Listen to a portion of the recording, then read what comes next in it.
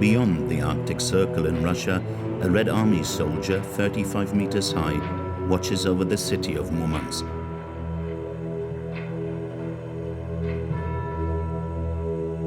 Located in the northeast of the country, Murmansk is the largest port in the Russian Arctic. It is also home to a huge military naval base, housing half of the Navy's nuclear submarines, and a fleet of nuclear icebreakers.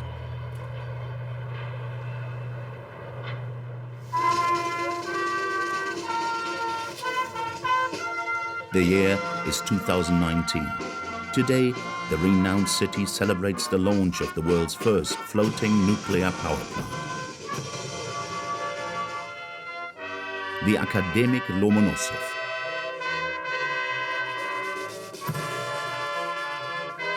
Among the senior officials who attended the celebration, meet Alexei Likachev, head of Rosatom, the Russian nuclear giant. Here is Vladimir Putin's former deputy economy minister. Алексей Евгеньевич Лихачев. Добрый день, глубоко уважаемые гости, дорогие друзья, коллеги. Волнительный день. Возвращаясь к теме плавучей станции академик Ломоносов, единственное в мире уникальное решение по совмещению энергетической установки и судовых компетенций. И технологические параметры, связанные с длиной топливного цикла, с энергетической эффективностью, тоже уникальны. The power station, a 140-meter long by 30-meter wide ship painted entirely in the colors of Russia, white, blue, and red. Only a small group of journalists was able to visit it. We are the only ones from French television. The location is sensitive, and the visit is highly supervised. Коллеги, здесь запрещено снимать камеры, запрещено замки, запрещено все, что есть без знака безопасности. И меня тоже запрещено. Installing a nuclear power plant on a boat seems like a crazy idea, and it worries the journalists. Among them is a Japanese man. Since the Fukushima disaster in 2011, people in his country are highly sensitive to everything concerning nuclear safety. The plant director agrees to answer questions. Скажите, пожалуйста, это прочность вашей установки, да, и на вашем пресс-релизе написано это, но столкновение с большим льдом или сильный ветер, например, 55 метров в секунду, каждый секунд, например. И еще большая волна, 7 метров. Терпеть такие вещи, ваши установки. Данный заказ спроектирован, построен в соответствии с такими нормами, и требованиями, чтобы данный объект не пострадал при падении вертолета. Он защищен от таранного воздействия, столкновения, пробития корпуса. Да? This journalist comes from Finland, located just 150 kilometers from Murmansk. Greenpeace называет ее Чернобылем на льду. Реактор как-то похож на чернобыльский реактор? Вы знаете, я вам буду говорить только лишь про данный объект. На сегодняшний день это самый отработанный реактор, который используется в России. Это транспортный реактор. Он модифицирован. Все требования надзорных федеральных органов, они учтены, поэтому считаю его полностью безопасным. Спасибо. Спасибо. A few minutes later, the sailors cast off. This floating power station is the will of the Russian state. The head of Rosatom designed this unique prototype, the first of its kind, to supply electricity to isolated areas north of the Arctic Circle. Мы должны развивать эту территорию вместе с развитием всей страны. Но, может быть, касательно Арктики этот вопрос чуть более сложный, потому что это уникальный регион и с точки зрения экологической хрупкости, и с точки зрения, конечно, тех непростых, тяжелых условий, в которых живут здесь люди. Можно в Арктике изменить все, кроме погоды, как известно, поэтому... The floating nuclear power plant is leaving on a 4-month journey. It will travel 4,000 kilometers to reach a small port of only 5,000 inhabitants. Pevek, north of the Bering Strait. This power station is a symbol of Vladimir Putin's desire to conquer the Arctic.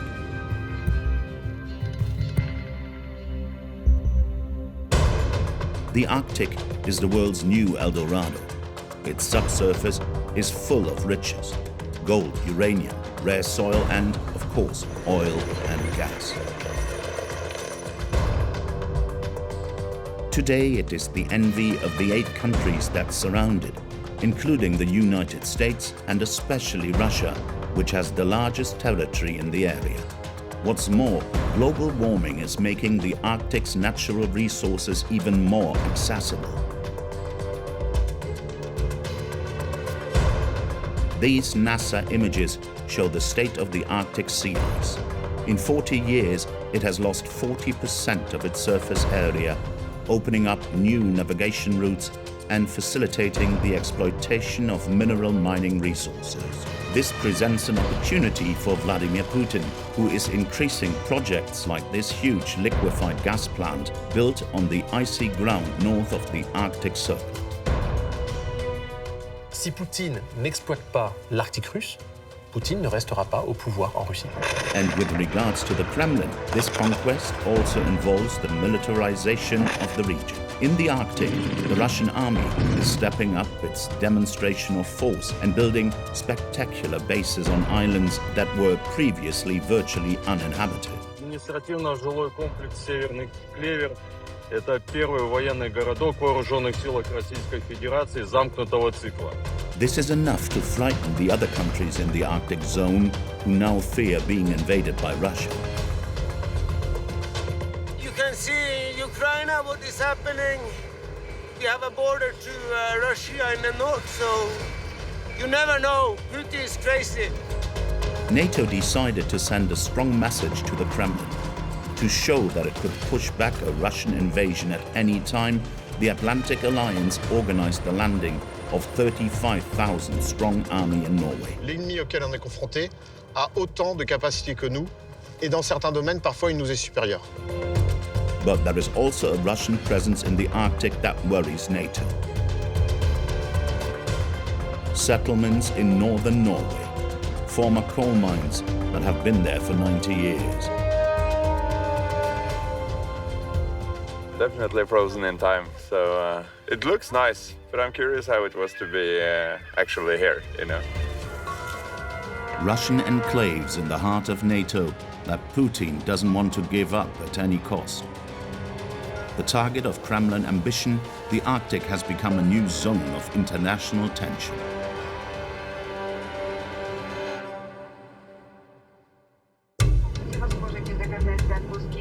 Two years after its launch in the port of Murmansk, we were allowed to go and see the floating nuclear power plant.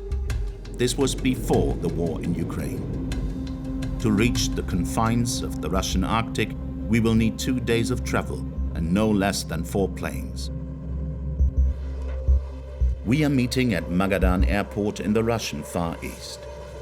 To reach the Arctic Circle, Rosatom, the nuclear giant, has chartered a special plane. An old Antonov from the 1980s, a relic of the former USSR.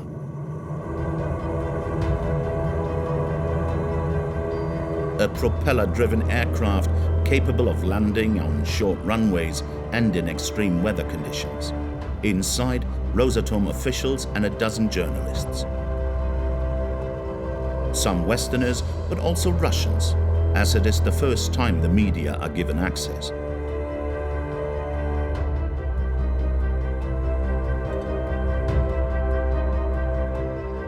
We leave Magadan, small town in the far east of Russia, and we will go all the way north to Pevek, the port where the nuclear power station is located.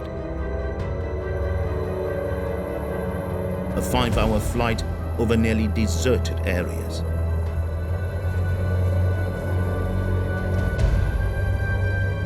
Pevek is considered by the Russian authorities as a sensitive area normally forbidden to foreigners.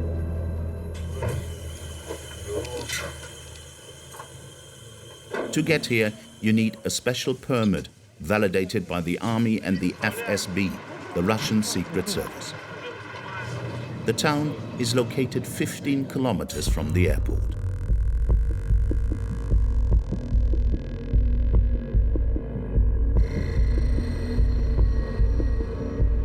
We walk along ruined buildings and disused factories. The region was famous for its uranium mines, where the prisoners of the gulags worked. And suddenly, at a bend in the road, the floating nuclear power plant appears, moored at the entrance to the town.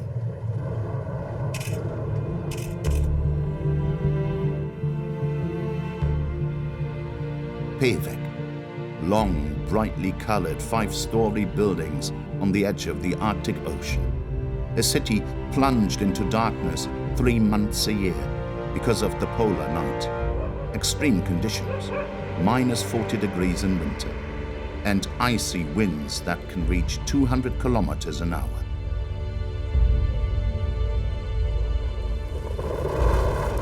"5,000 people live here in this remote part of the world." Meet Nadia. Рыба, мама сейчас будет ее здесь с вами мариновать. Вот кто будет приправу? Вот смотри, Кристиан. Я. Вот приправу будем посыпать. Рос, слезь, дочка. She lives here with her husband and their 3 daughters. Ой, Юлька передал.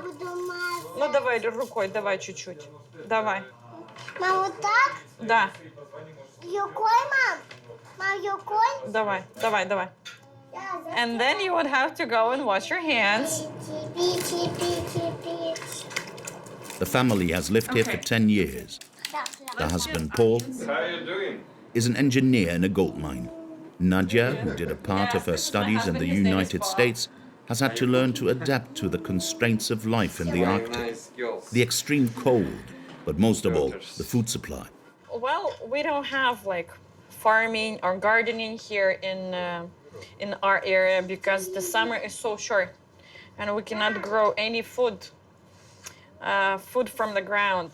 So all the food is brought here by ships from the end of July to I think November.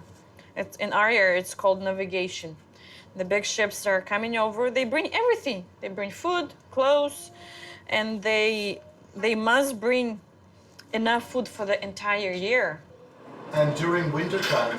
In winter, we only have planes coming over with food. The plane brings food, but it's very expensive. Nadia and her husband agreed to show us behind the scenes of daily life in Pevek. It is October, and snow and ice are not yet forcing the town's inhabitants indoors. It is minus 10 degrees, almost spring-like weather for the couple used to the extreme winter temperatures. Поддувайте там солнышко. Вот. The first thing that strikes you when you walk through the streets of Pevek is the absence of a town center. Just a succession of buildings, no shops, no windows. There are grocery shops, and they are located on the first-story building because we do not have separate buildings like for the stores. From here we can see at least 2 shops, 1, 2, and around the corner. But how can you see there is a shop? The sign. The sign. You can see the little sign over there on the top. These are the little signs at the entrance of the building that indicate the presence of the shops. Like here, the grocery shop Nadia frequents. Что будем покупать, Павел Юрьевич? Inside the grocery shop, entire walls are covered with goods. Not a single space is free from floor to ceiling. The owner stores enough food to last through the winter because for 6 months, the ocean is frozen and no boats can reach Pevek. This morning, she's worried because a 20-ton container of food she ordered has still not arrived. Мы загрузили рев-контейнер из Москвы, получили продукцию. Там более 20 тонн идет в рев-контейнере. В Архангельске у нас сейчас в связи с ледовой обстановкой, не могу сказать, что поставщики, те, которые обязались доставить нам сюда груз, они не берут контейнера, рев-контейнера все стоят в Архангельске. Вот в течение 2 месяца мы не можем с Архангельска морским путем получить свой контейнер именно с заморозкой для людей жизни необходимыми продуктами. То есть это мясо, рыба, морепродукты, полуфабрикаты. Вот 2 месяц стоим, ждем. The other problem is fresh produce, such as fruit and vegetables. In winter, only a few planes connect Pevek to the rest of the world. 619. If the plane comes once a month, we get fruits and vegetables once a month. If the plane comes once in 2 months, then we get once in 2 months. As a result, fruit and vegetables here are considered luxury products. €9 for a kilo of oranges, €10 for pears, and €12 for a kilo of cucumber or tomatoes. До свидания. Спасибо, Vidania. It's expensive, but wages here are 30 to 50% higher than in the rest of the country, and heating and electricity are free. Because the state wants to encourage Russians to settle in Pevek to exploit the region's natural riches like gold and uranium. The problem? The old coal-fired power station isn't powerful enough to power the mines. So today, Russia bets its hopes on the floating atomic power station.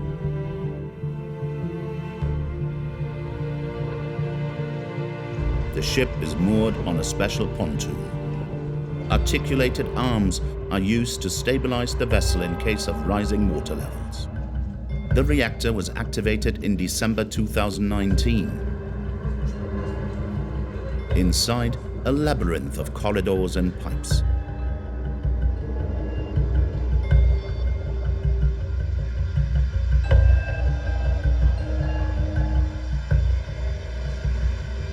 Our guide is Kirill Toporov, the plant director. Стоит по хранению отработанного ядерного топлива. А здесь центральный отсек, здесь как раз реакторные установки. He takes us to the heart of the nuclear power plant.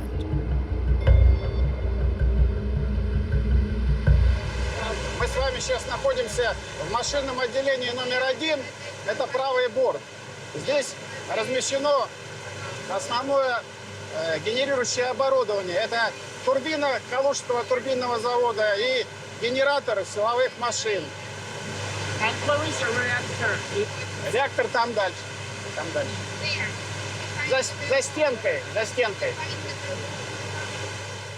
Rosatome's engineers and workers aren't used to having cameras on board. And it stressed them out a bit. Снимают нас. Там сверху что снимали, я сейчас директор занесу. Я думаю, мы скинем сейчас всю эту информацию, и она будет у нас еще. У директора, у нее ноутбук сейчас. Ну, то есть там проверить, что можно показывать, что нельзя мы показывать. проверим. On the other hand, there's no problem with filming the relaxation areas provided for employees, such as this gym. A total of 130 people work here full-time, some sleeping on the port and others inside the plant itself.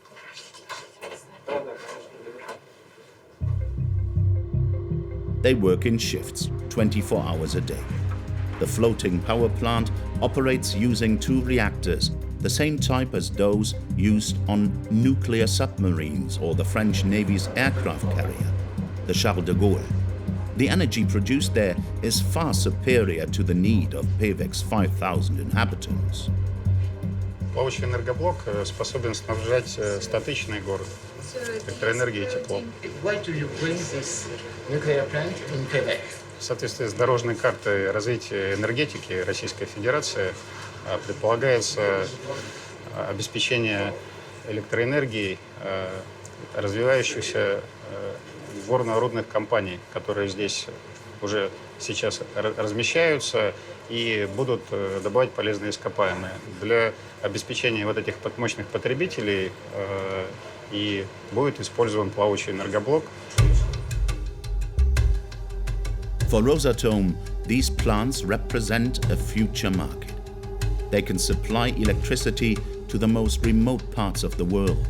The Kremlin has ordered 3 new ones to be installed in the Arctic. Are they more dangerous than conventional power plants? It's too early to tell. In any case, Pevek's inhabitants weren't consulted and had no other choice but to accept.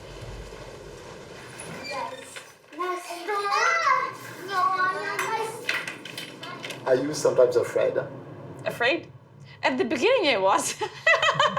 I mean, at the beginning I think everybody was afraid because this is something new we've never seen. We haven't heard how this thing works, you know? Everybody was afraid. But with time, everybody got used to.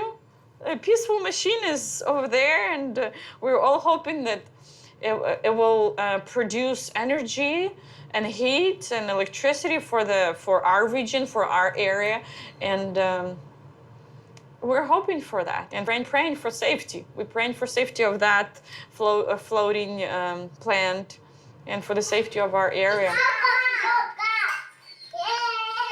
Nadja and Paul are choosing to think about only the positive aspects of the arrival of the power station. Ну, я думаю, это хорошо, потому что, ну, опять же, надеемся, что это очень хорошо влияет на экологию, по крайней мере, если сравнивать нашу ТЭЦ, которая на углю и черный дым идет, то это как бы чисто.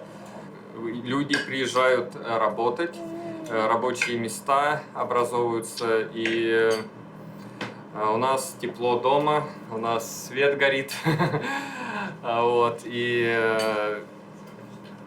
я думаю, это хороший проект для такого отдаленного региона.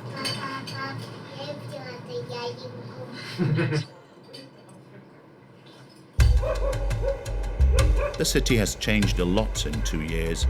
The secondary school and 6th form have been renovated. Playgrounds have been built in front of the endless blocks of buildings. All of this thanks to money from Rosatom. Every effort is being made to attract new inhabitants and investors. With this power station, the Kremlin hopes to make Pevek the spearhead of its conquest to the far north. In Russia, the Arctic zone represents approximately 20% of the country's total area. It is a sparsely populated area with an abundance of natural resources. For the past 15 years, Vladimir Putin has made it his #1 priority. He takes regular trips to the most remote regions of the Arctic, like here in 2017 during an expedition to the Francois Joseph Archipelago, the northernmost islands in the country. There, he once again states his intentions. Хочу напомнить, что значение этого региона для укрепления позиции России и в мире, и для обеспечения экономических интересов огромно. Общая стоимость разведанных запасов минерального сырья недоарктической зоны составляет по ориентировочным оценкам $1,5–2 триллиона долларов. Кооперация, о чем я уже дважды сказал. Интерес к работе с нами очень большой, и для очень хрупкой экосистемы. For Mika Meret, this figure is far from being overestimated. A teacher at Sciences Po, Meret specializes in the geopolitics of the poles. According to him, exploitation of the Arctic is of paramount importance to the Russian government. Comme la Russie est une économie extractive dont la valeur ajoutée, c'est tout simplement extraire des choses du sol et les vendre à l'étranger, eh bien, tout simplement, il faut aller vers le nord. Pour la Russie, c'est absolument indispensable. Si Poutine n'exploite pas l'Arctique russe, Poutine ne restera pas au pouvoir en Russie. Les choses sont très claires. C'est-à-dire qu'aujourd'hui, l'Arctique est le premier gisement de croissance pour l'ensemble du système des oligarques russes. The Putin era's most spectacular achievement can be found on the Yamal Peninsula, 600 kilometers north of the Arctic Circle. A gigantic industrial plant built on stilts on the permafrost, the Arctic's frozen ground. Its purpose? To exploit the region's gas deposits and export liquid gas to the entire world. thanks to giant ships, LNG tankers that can sail through the ice.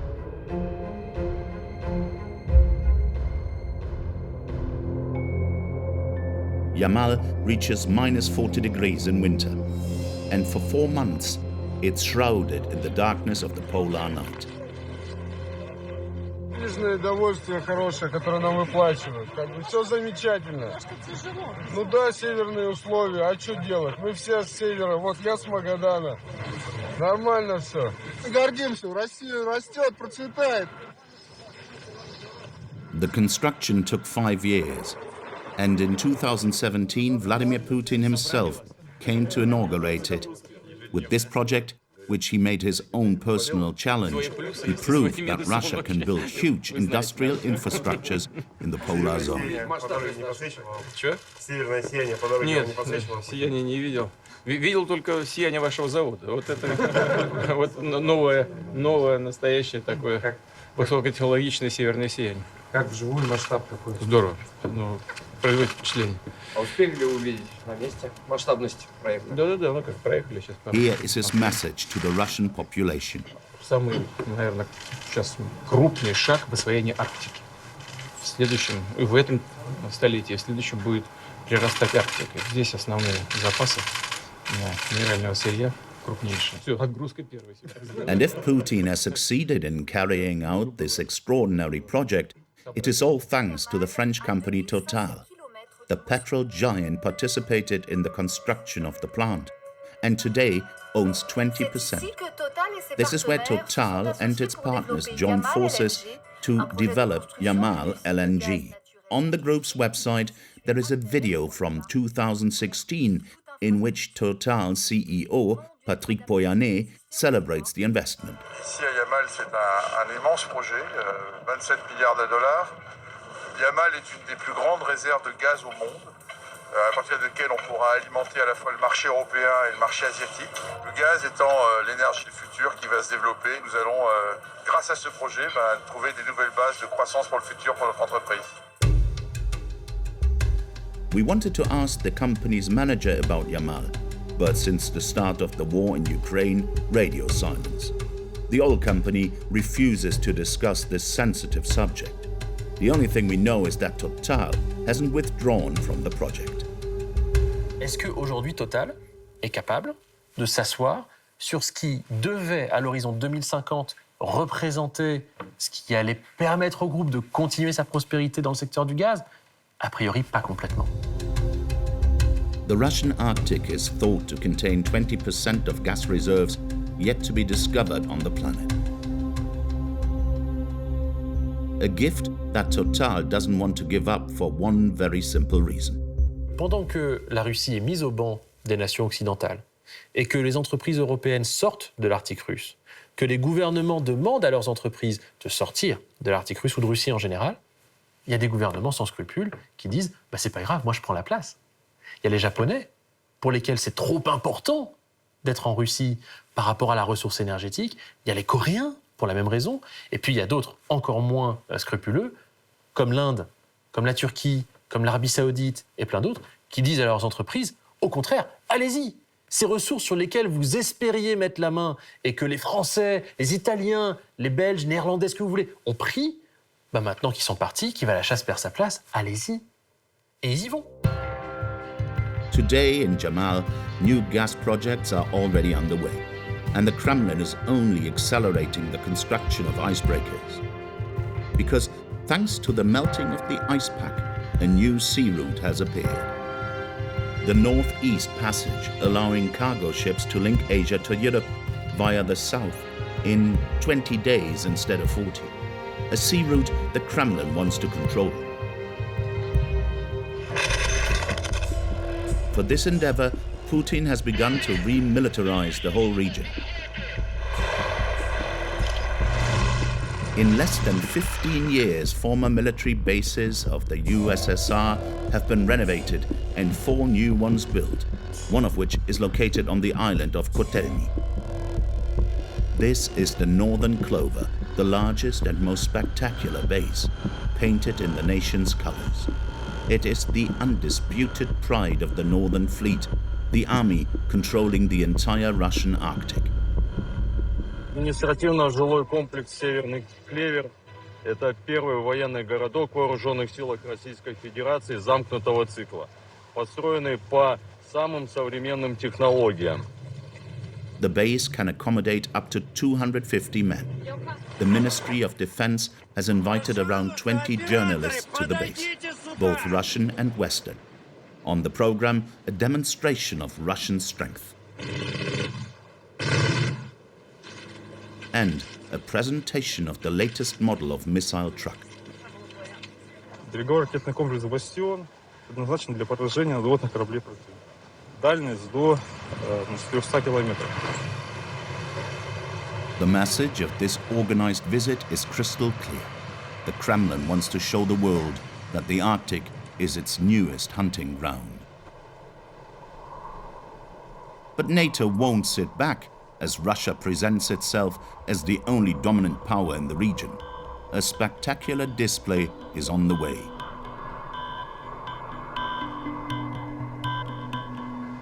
Let's head to Norway, one of the 8 states in the Arctic bordering Russia. It is now March 2022, 1 month after the outbreak of war in Ukraine. A French warship, the Dixmude, awaits in the middle of the fjords.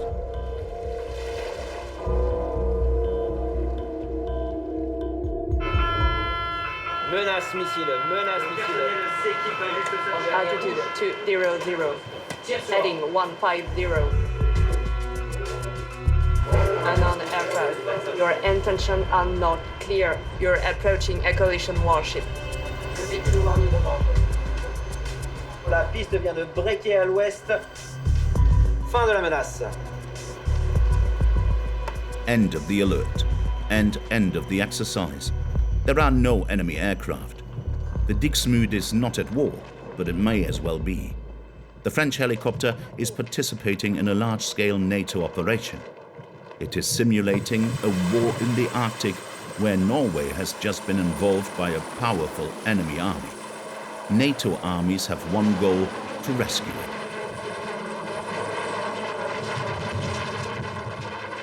The mission is called Cold Response. Its aim: to train NATO armies to fight north of the Arctic Circle. Radar, est-ce qu'on a des pistes sur la prochaine route? Captain Emmanuel Mokar is in command of the Dixmude. He considers the exercise more than justified. Today, the French Navy has to be completely ready to conduct combat in the open sea, in the Arctic or elsewhere. Dans les espaces maritimes, ça fait quand même 10 ou 15 ans qu'on s'aperçoit que les relations entre les États se durcissent et que le combat naval est redevenu une hypothèse de travail. Vraiment. On sent les rapports qui se durcissent. En tout cas, ce qui est sûr, c'est qu'on insiste à un réarmement naval de nombreux pays à travers le monde. Et on sait que les tensions sont présentes. Bonjour à tous. Repos. Allez, c'est parti. And in the fjords, the ship's captain really will be conducting a war operation as he organizes the landing of a French army regiment on a Norwegian beach. On board the ship are 300 men of the 1st Rima, the regiment of Marine Infantry, and more than 80 combat vehicles, including 3 AMX-30 tanks. The Dixmude is not only a helicopter carrier, it also has landing crafts. With the tanks on board, they speed along the fjords at almost 50 kilometers an hour.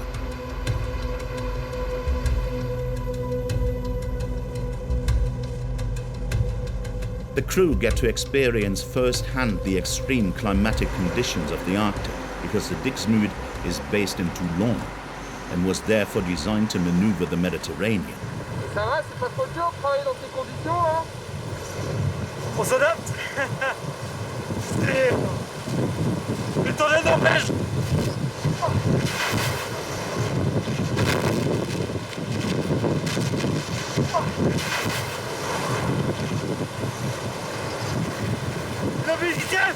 La Méditerranée est loin.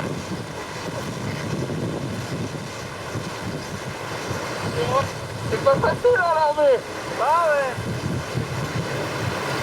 C'est un engagement de 8 jours.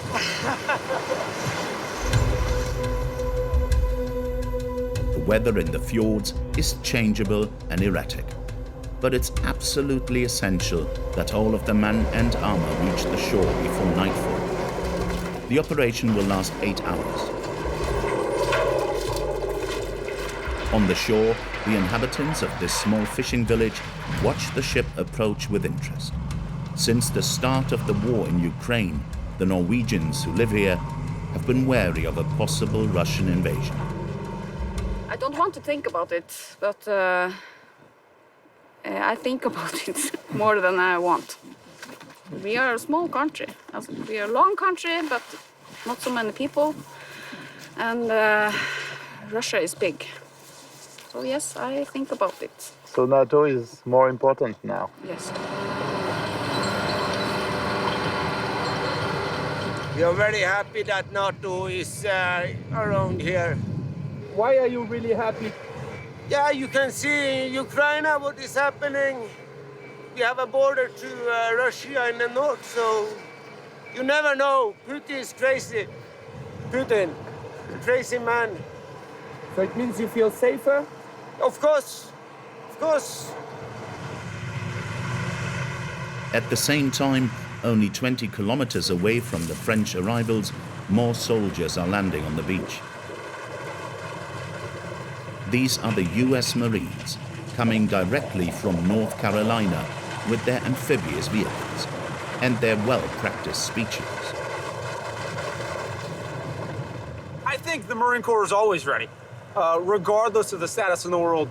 The United States Marine Corps is a force in readiness. We are ready at a moment's notice to act anywhere around the globe. And that's why exercises like cold response are so important to who we are. We are prepared, ready, postured, and prepared to operate in the high north when needed. 35,000 soldiers from 28 allied countries are taking part in this operation. Here, they'll face a genuine enemy. Hiding in the mountains, in ambush, appear the Norwegian army, playing the role of the bad guy. Their tanks are equipped with thermal cameras, and their camouflage techniques are perfectly adapted to the Nordic environment. They are ready to confront the NATO troops.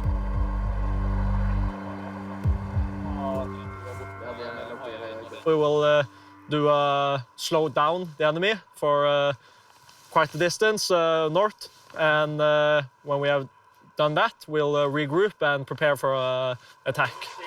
The Norwegians are playing at home in climatic conditions they could navigate with their eyes closed.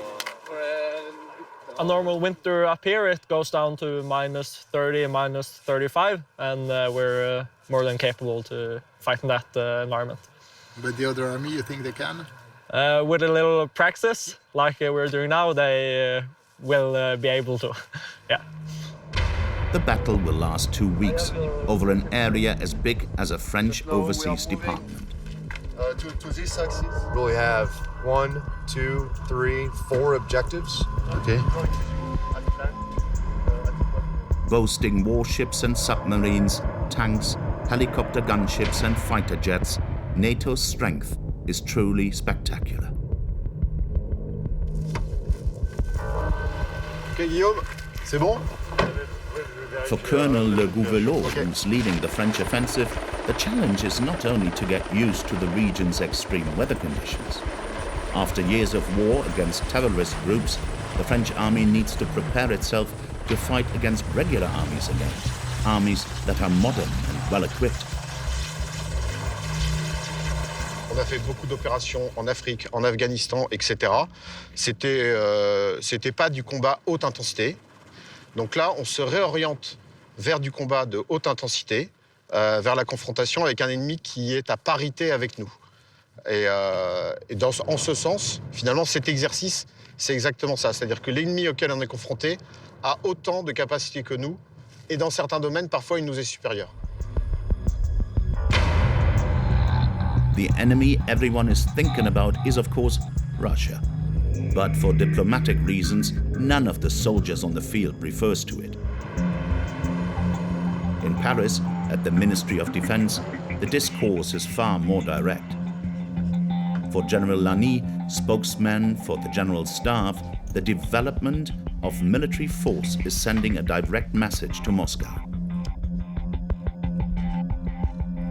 L'Arctique est un espace de compétition, ce n'est pas encore un espace de confrontation ou d'affrontement. Aujourd'hui, c'est un espace de compétition. C'est un peu comme le jeu de Go ou un jeu d'échecs, suivant ce qu'on choisit. Et en fait, chacun place ses pions. Ce que font les Russes en ouvrant des bases ou en montrant ce dont ils sont capables, ce que fait l'OTAN en montrant ce dont elle est capable. Est-ce que vous pensez que la Russie a compris le message ? Alors je ne sais pas si la Russie a compris le message, il faudrait leur poser la question. Une chose est certaine, c'est que nous avons montré, l'OTAN a montré que l'organisation était capable de projeter plusieurs dizaines de milliers d'hommes dans un scénario de haute intensité à plusieurs dizaines de milliers de kilomètres des bases des unités. Et ça c'est un vrai signal stratégique. At any rate, the message was well received by the Arctic countries. 2 months after the end of the exercise, Sweden and Finland officially applied for NATO membership.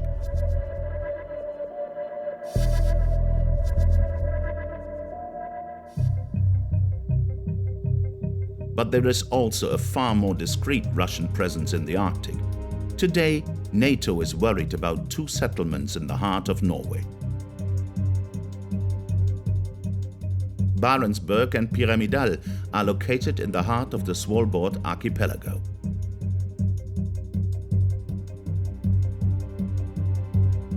Barentsburg is a Russian enclave that has been legally established on Norwegian soil for 90 years. A village of 400 inhabitants floating in the middle of the glaciers, Barentsburg was built in the 1930s to exploit a coal mine. We were able to shoot here before the invasion of Ukraine. Everything here reminded us of the motherland, the Orthodox Church, the colorful low-rise buildings typical of contemporary Russia, and right in the middle of the main square, Lenin's bust. The mine is still in operation, its facade recently renovated.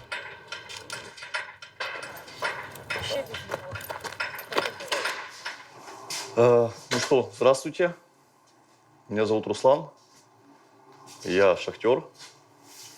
Это, значит, ламповая, где производится зарядка аккумуляторных батарей светильников. Ruslan is Russian. He's the chief engineer and has been working in the Barentsburg mine for 3 years. Ну все-таки нравится людям, которые там работают? Ну, конечно. Люди, которые отработали не 1 год, да, 2-3 года, все равно туда тянет. Это как космонавтов тянет в космос. The mine is dangerous. Ruslan is responsible for its safety. Замкнутое пространство, протяженность горных выработок и условия. Это, во-первых, шахта сверхкатегорийная по газу метану, опасна по взрывчатости угольной пыли. The security measures are draconian. We have to shoot with a special camera. The mine was dug into the permafrost and has a depth of almost 500 meters below the ground. It dates back to 1932. The Russians were able to settle here at that time because a 1920 treaty allowed foreign countries to exploit Svalbard's natural resources. Powdered coal can be seen in the wagons. Этот уголь прошел через технологический комплекс поверхности, где был обработан, оцен на мелкие фракции, и такой уголь предназначен для сжигания именно на ТЭЦ и отправляется к поставщикам на материк.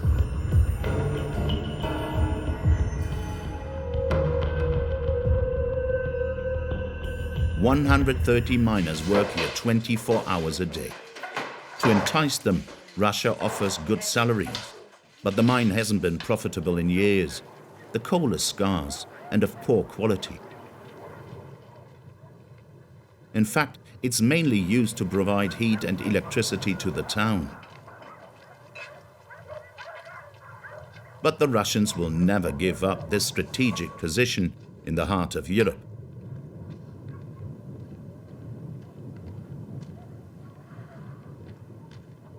The proof lies in the construction of this brand new consulate. with its bunker-like appearance. Inside, a marble staircase and a small fountain can be found. The owner of the building is a peculiar-looking consul named Sergei Gushin. Appointed in 2018, Gushin is now 51 years old. Usually, consuls who came here, they were near their retirement, so they were quite old people, and it was their last assignment, and then retirement. But you're very young. Yeah. I mean, you're very young. You're young. Because it was my dream to come here. According to the 1920 treaty, the Russians only have the right to retain the colony if they have economic activity there. So the consul had a brilliant new idea to develop tourism in the area. This coal mining is getting less profitable each year, and 3 years since 2015, there's been more profit from the tourism than from coal mining. So tourism is growing, coal mining is decreasing, but still we have to have this coal mining operations because it's our, a fundament for our presence here. In a bid to attract tourists to this remote part of the world, the Russians have decided to exploit a spectacular, remarkable place. Another Russian colony in Svalbard is located just 3.5 hours by boat from Barentsburg. Every week during the summer season, a boat takes tourists on an unforgettable journey back in time. There you see leftovers of a hunting cabin. There. They date back to different times. On board is Tobias, a German guide who has been working in the archipelago for 10 years. He shows tourists buildings along the coast that were built by Russian pioneers. Their presence on the archipelago goes back over a century, and Tobias has his own ideas about how Russia have managed to hold on to Svalbard for so long. Now when the glacier retreat, the glaciers, there will be more things to find, I guess. So even, maybe even more coal, minerals, I don't know, maybe even gold, maybe oil, I don't know. So maybe there's a reason there because why they want to be like here and be present. And as soon as you leave a place forever, it's hard to get back again, right? The boat arrives at its destination, an almost abandoned port, littered with rusty cranes and industrial ruins. So welcome to Russia. No, I'm just kidding. Welcome to Pyramiden. From here on, he will be your guide. I will just follow the group and hold you together. It's very important that we keep as a group because we never know, there could be a polar bear. So he has the rifle, I only have a signal gun, so stay close to us. Short, right? The armed man in the red jacket is a Russian guide. He'll be giving us the tour. Let's go exploring, guys. In the middle of the Arctic glaciers, the tourists will discover a fascinating relic from the former USSR. Pyramiden. This former coal mine, abandoned in 1998, is now a ghost town.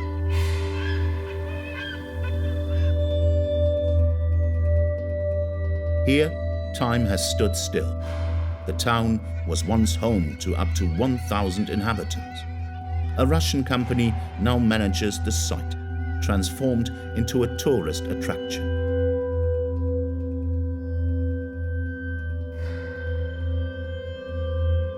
Every year, 20,000 tourists come and battle the extreme weather conditions to see what life was like in the USSR era. Группе там тоже. Поэтому все было прибрано более-менее для... Ivan is one of the 10 Russian tour guides.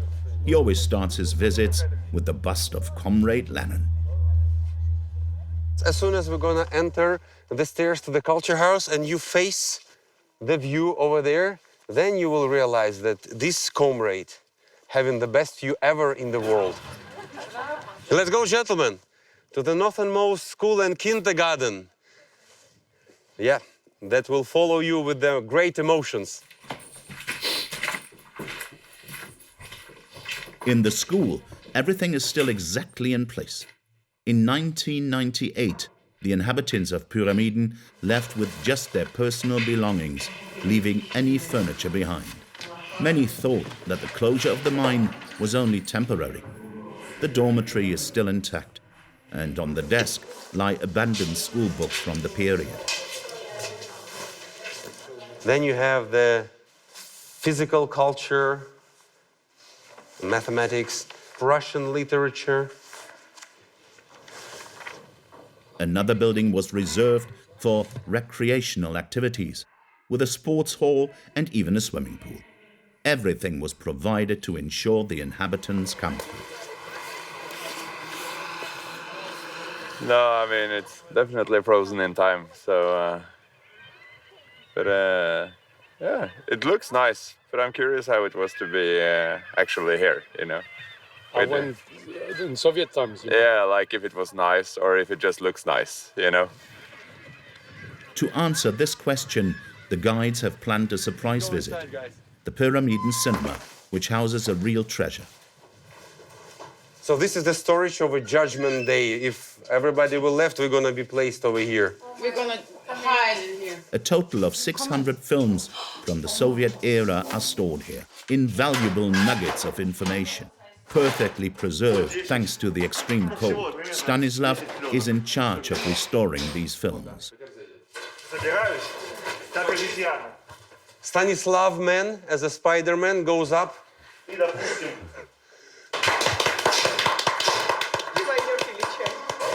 He has even brought the projection room back to life to show tourists his findings.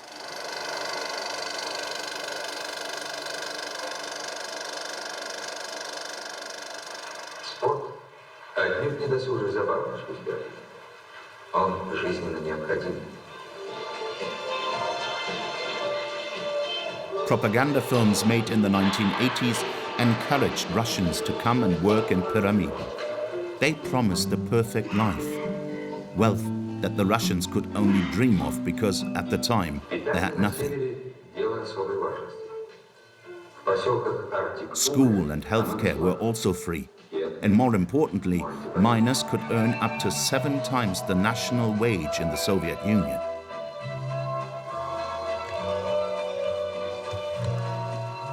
After the screening, tourists are treated to a musical performance. Dear friends, we have the left hand, we have the right hand.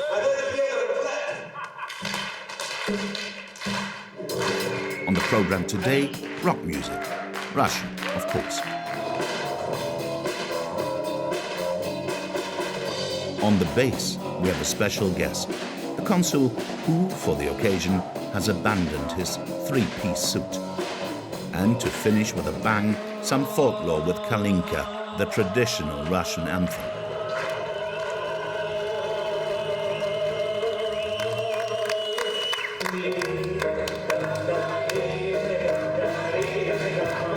Well, that was before the war in Ukraine. Today, tourists are rare because Norwegian ships have decided to stop sending their ships to this destination.